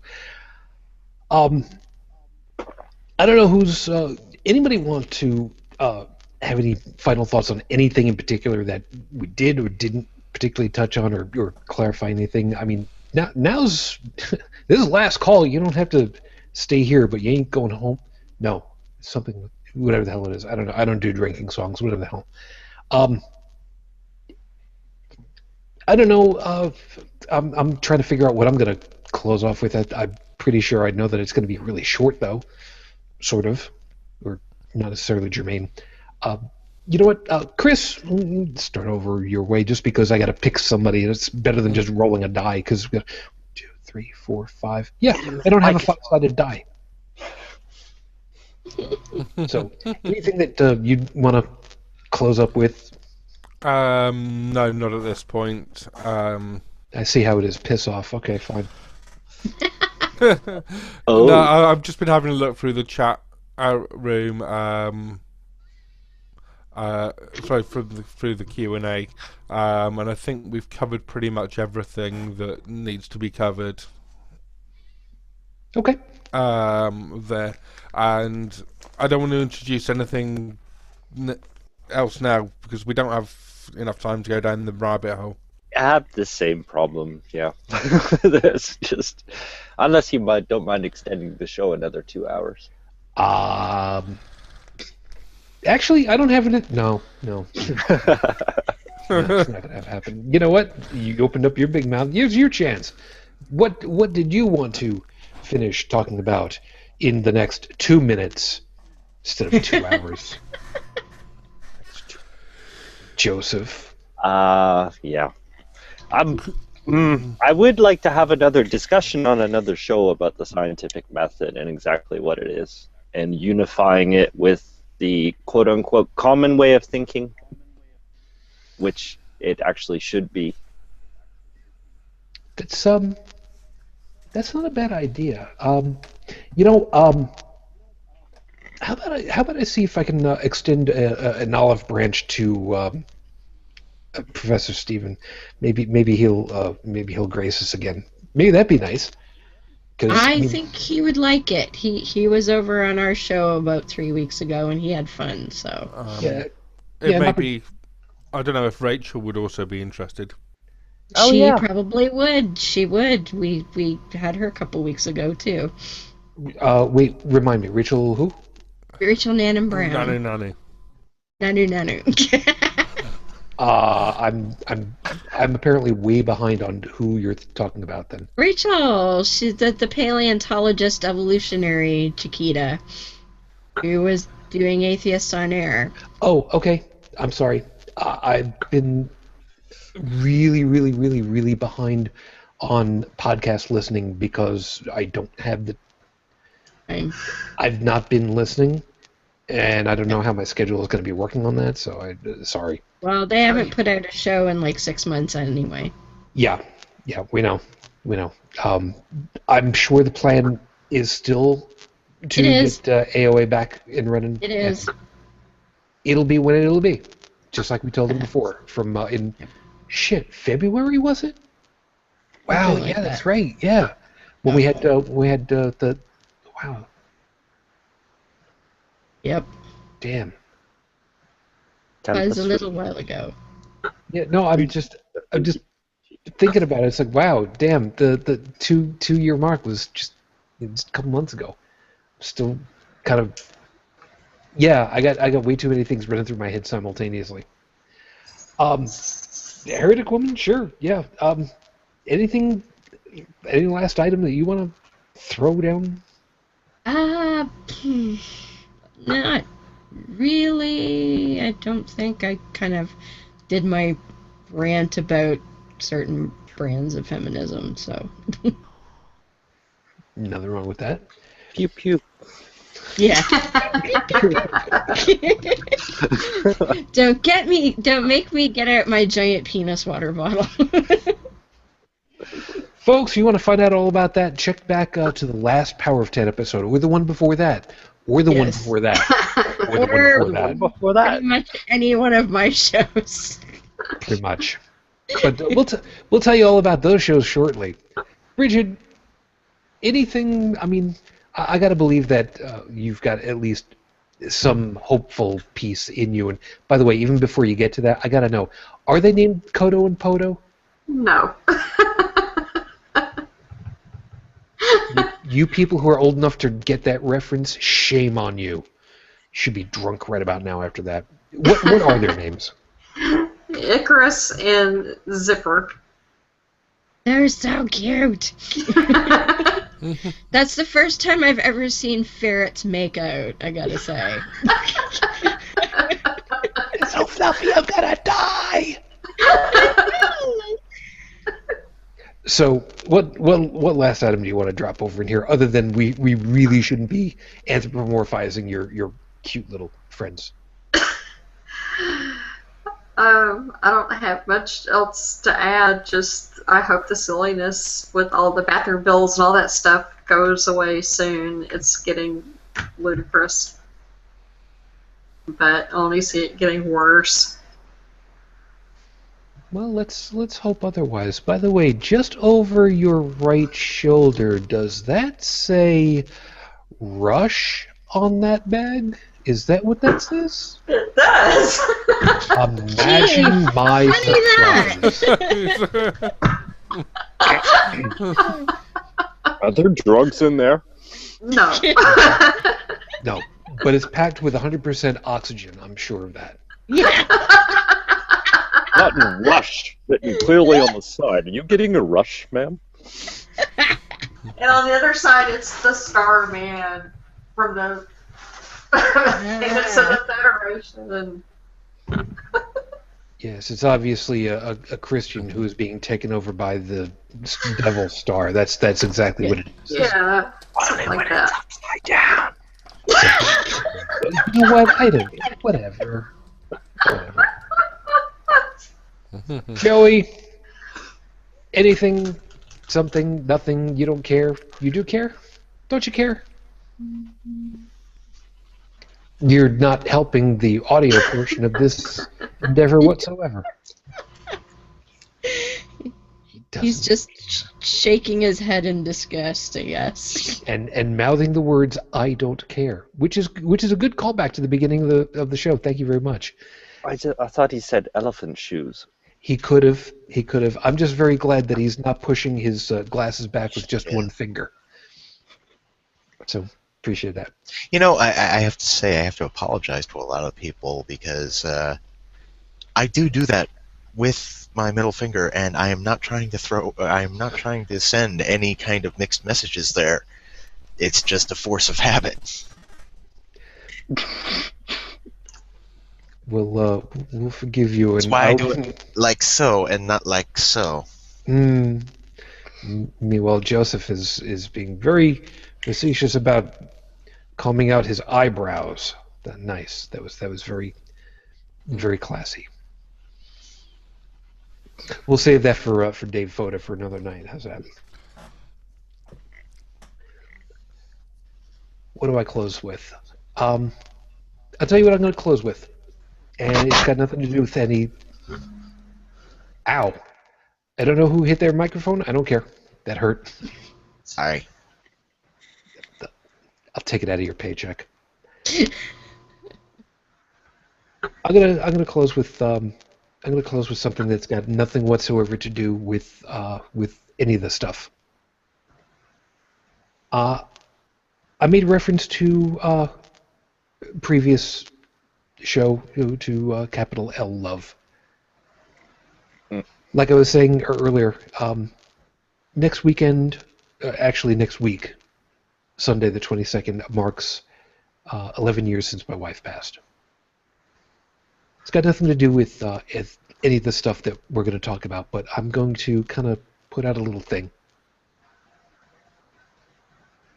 I try, believe it or not to have a self-aggrandizing attitude. I try not to have a huge vanity. I still kind of do in a little ways.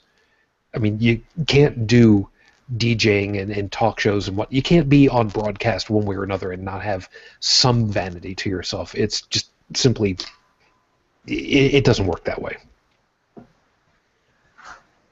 But for the last 10 of those years, and next week will mark the 10th, I bring dinner to the nurses' station that my wife was at when she passed. So I've been kind of quietly, if you will, suggesting to people, why not make this a day? Why not make this an opportunity, a centralized time for people to bring homemade dinner to a nurse's station that helped them some way or other? Maybe your family, maybe you. Just something simple.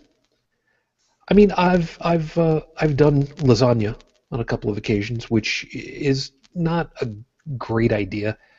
I mean, to do lasagna right, it takes some work, it takes some prep, which I got no problem with, but I can never get the pans that are deep enough. I can only get like 2 or 3 layers worth, and being an Italian, I'm sorry, it's 7 layers or nothing. And I like them a lot, but I can't give away the 7-layer deep pans that I've got because I've only got one, and I ain't getting rid of that one because that's expensive. And the cheap giveaway stuff is, like I said, 2, 3 layers, whatever. But it'd be nice if you don't mind doing it, cheap that way. What I usually do is I usually make Japanese chicken curry and Japanese rice. There's a story behind that. Short version is, I'm Italian. I couldn't make lasagna nearly as well as my wife could. And she was direct descendant from Japan. However, my chicken curry and my chicken tempura, she loved, and she couldn't do nearly as well. How weird was that? The Japanese one of us could do Italian, and the Italian one of us could do Japanese cooking. Weird. Why not have a day when we can do that for nurses? Now, I know. Doctors, they're the ones who get all the press because they're the ones doing all the detective work, so to speak. The nurses are the grunts on the front lines. They get told what to do, they kind of have to do it. And there was one nurse in particular at Roswell Park Cancer Institute, and I couldn't tell you who it was anymore. All I remember is that he put his ethic for do no harm, if you will. Granted, they, as a nurse, you don't really take that to the best of my knowledge, but you kind of take it to heart. And he had suggested, you know what, if the THC pills, they were, by the way, THC pills for hospital stay, for chemo and whatnot, are, I'll go ahead and I'll say it, they're fucking horse pills. They're fucking massive. And when you can't swallow really well because of chemo and whatnot, if he told her, my wife, look, if the THC pills aren't working for you or you can't get them down and whatnot, if you want the real thing, let me know. I will make that happen. In New York State, medical marijuana is, to the best of my recollection, still illegal, and was at the time, or minimally highly frowned upon. Minimally. What's wrong with being nice to the people who deserve it, who see more blood, sweat, and tears, more heartbreak, more joy, and sadly more dead bodies than any of us? Unfortunately, on a daily basis some days. I'm kind of inviting you guys. On the 22nd of May, 7 p.m. Eastern Time, I will be at 7 West. And I will be giving dinner. And I invite you to join me. Not at Roswell, but I invite you to do the same. If there's some place that you can help out, there's some place that you can give, send them pizza. Bring them something homemade. Bring a potluck dish. Bring a little something. It doesn't have to be extravagant. I mean, curry and rice is really not that terribly difficult. The only difficult part is just telling the guy at the security desk, do you mind if I park here for 15 minutes so I can deliver dinner? What are they going to say? No? Being a humanist is kind of interesting. Like I said at the top, it gives you an opportunity of being a superhero for couple minutes. Granted, if we're all super, then nobody is. But you know what? Until that point, I'll take my 3 minutes in the sun. As always, I hope you guys had yourselves a good time paying attention to our show. We hope that you found something entertaining and something worthwhile in all of our perspectives on all of that we've talked about tonight. Meantime, of course, let me thank the panel for being with us again tonight. Joseph, thank you very kindly for your time. Do you have anything to be plugging tonight? Nope. Just you. I'm flattered, but it's not. He's enjoying being able to say that, I know. You'd have to explain that. You're enjoying not being put on the spot to plug anything. Oh, that, yeah. Well, I don't mind.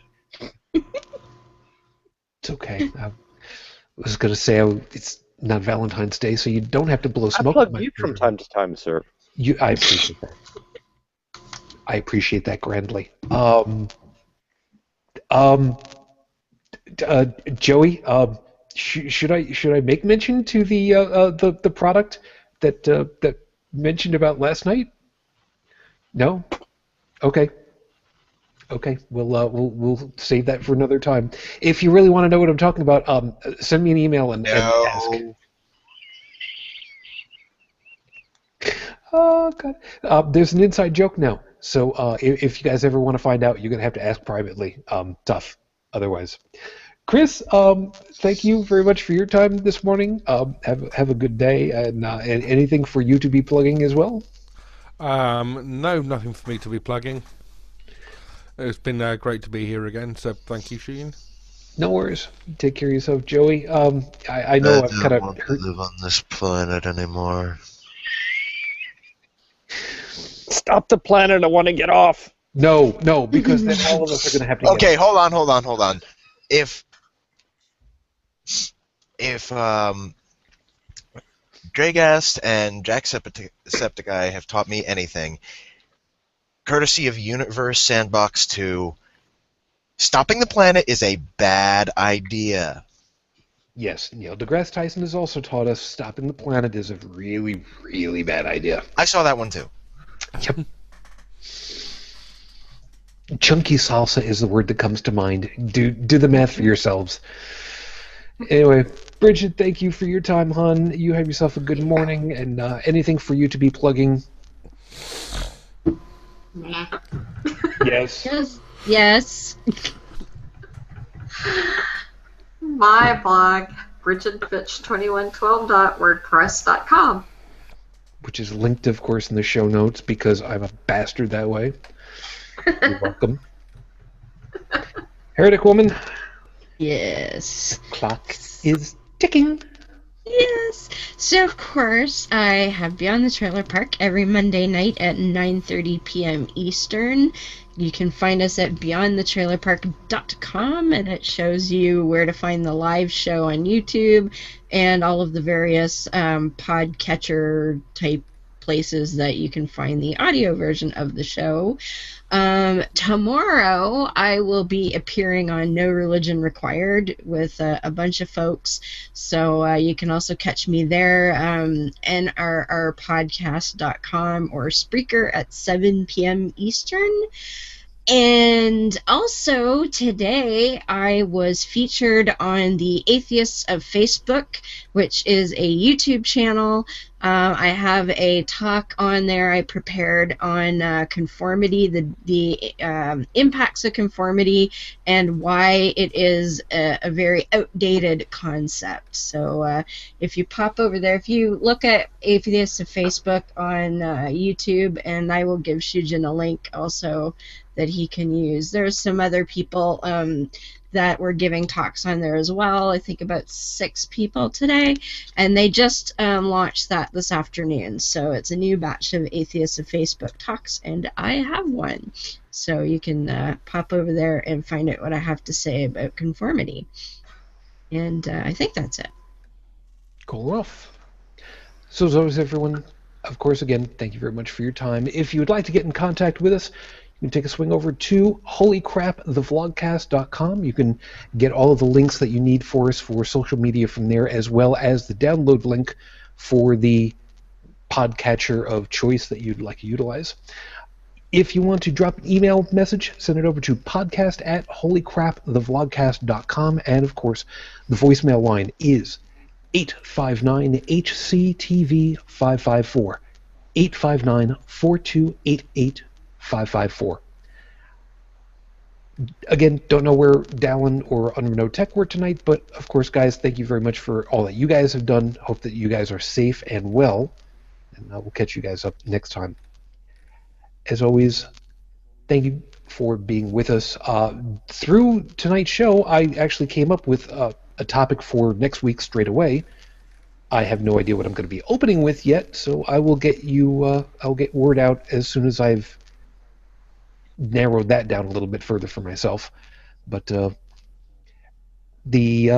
already decided that next week I'm going to call it dividing lines, because apparently the longer we keep working with all this stuff of trying to get inclusive, the more and more fractured things keep getting, and it seems to be much more manufactured. So we're going to end up talking a little bit more about that. As I mentioned, there is a topic still in the email box that I'm kind of still working on trying to figure how to work with it. So don't think that I'm ignoring it. It's just a matter of just trying to figure out how to make it work yet. But I'm still working on it. There's other stuff that are much more personal. If you want to find out a little bit more about what's been going on for me, find me on Facebook under the name Shujin Tribble, and pretty much all social media that way, and I'll see what happens from that. Meantime, I'm hoping things work out well for a lot of different pieces, so fingers crossed, we'll see how that plays out. And fingers crossed just means that I'm looking to make hooves that look like this for costumes. It's a long story. We'll see you all, hopefully, next week. The following week after that, we will see how this plays out for me. I've got a 36-hour radio stream marathon, a fundraiser for Ride for Roswell. If you would like to contribute to the Ride for Roswell team, the link is in the show notes. Just go over to rideforroswell.org. The name of the group is End of Cycle for Sarcoma. Anything that you would contribute would be greatly appreciated. In the meantime, as always, I wish you all the peace I no longer have. I wish you the strength that I've learned. I wish you well. And of course, for my lady, it's almost 11 years on. I'm still in love. Matane Fujin, I love you and I miss you. Dream of me. And for those of you that don't yet have The Princess Bride, go to Best Buy. It's $4 right now on DVD. You have no excuses. Till next week, thanks for being with us, and until then, good night.